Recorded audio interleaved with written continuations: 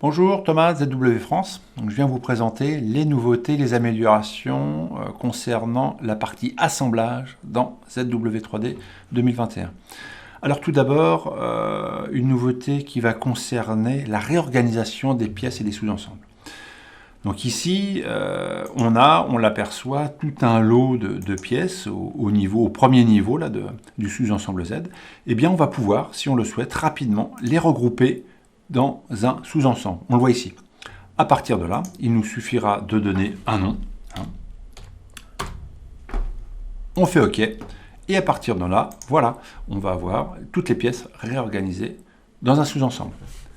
De la même manière, on va pouvoir faire une séparation des pièces aussi du sous-ensemble. On a ici un sous-ensemble composé lui-même de sous-ensembles et de pièces. Eh bien, on va faire la même chose, clic droit, et on va pouvoir dissoudre l'assemblage. À partir de là, tac, on va retrouver toutes ces pièces-là. On l'aperçoit ici et là. Donc très pratique pour réorganiser rapidement vos assemblages. Deuxième chose, c'est une nouveauté, ça va être ici au niveau de la manière d'insérer des composants. Jusqu'à maintenant, on insérait un composant, il était forcément représenté en 3D. Et bien, dorénavant, on va pouvoir insérer un composant non placé. C'est-à-dire un composant comme un fluide qu'on ne va pas représenter en 3D, mais malgré tout qu'on va vouloir nomenclaturer. Donc, typiquement, ici, si j'insère mon composant graisse, je vais le valider. Et ici, donc, si je réduis tout, on l'aperçoit. Ici, il est représenté de manière différente, donc il est invisible, mais on va pouvoir, dans la nomenclature, comme je vous disais, le représenter ou non. Ici, il est représenté, regardez, si je vais en bas, je le vois, mais j'ai le choix. On a un bouton ici qui va nous permettre éventuellement de ne pas repérer les pièces ici. On a sans problème possibilité de leur associer les mêmes propriétés, les mêmes attributs qu'une pièce normale. Donc voilà pour cette partie-là. On continue. Nouvelle fonctionnalité, ça va être pratique pour vérifier des jeux, des dégagements. Donc là, je vais ouvrir un sous-ensemble. Et ici, je vais vérifier si les pièces sont espacées assez. Et bien pour ça, on a une commande vérification du dégagement, ici, qui va nous permettre de sélectionner certaines pièces. On va ensuite indiquer la valeur maximum. Donc par exemple, je vais dire, voilà, je veux vérifier si les pièces sont plus espacées de 8 mm. J'ignore les modèles et composants cachés, et puis je vérifie. À ce moment-là, il calcule. Il va seulement, il va seulement indiquer la cote si elle est inférieure à 8. Donc typiquement, ici, on sait qu'on a un espacement de 5,33. Les pièces qui ne sont pas concernées sont cachées. On peut éventuellement les réafficher en ombrage, ou au contraire en filaire. Bref, ce qui est très pratique, c'est caché. Voilà, donc on sait qu'on a éventuellement des choses à changer à ce niveau-là. Voilà pour cette partie-là.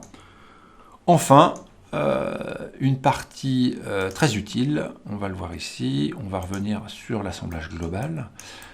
On a, comme on le constate, en nomenclature, plein de pièces auxquelles on n'a pas attribué de matière. On voit tout est en aluminium, il n'y a rien de particulier, rien au niveau référence.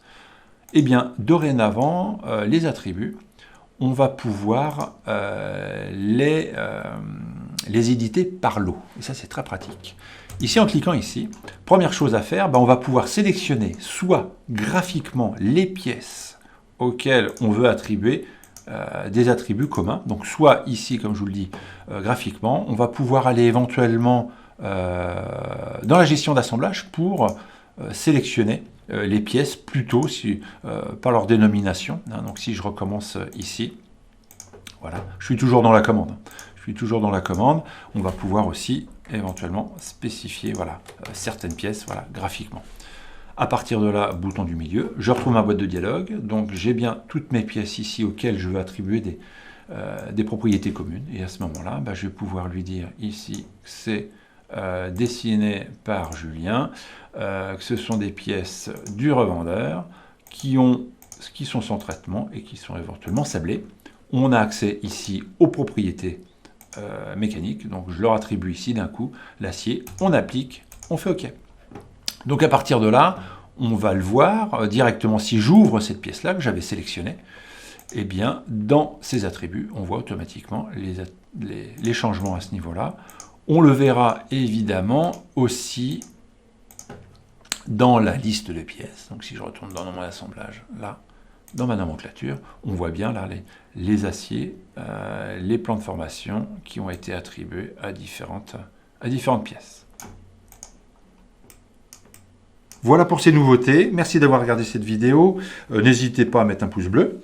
Si cette vidéo et ces nouveautés vous semblent utiles, dites-le dans les commentaires. Et enfin, pensez à vous abonner pour être informé des futures vidéos. Merci, au revoir.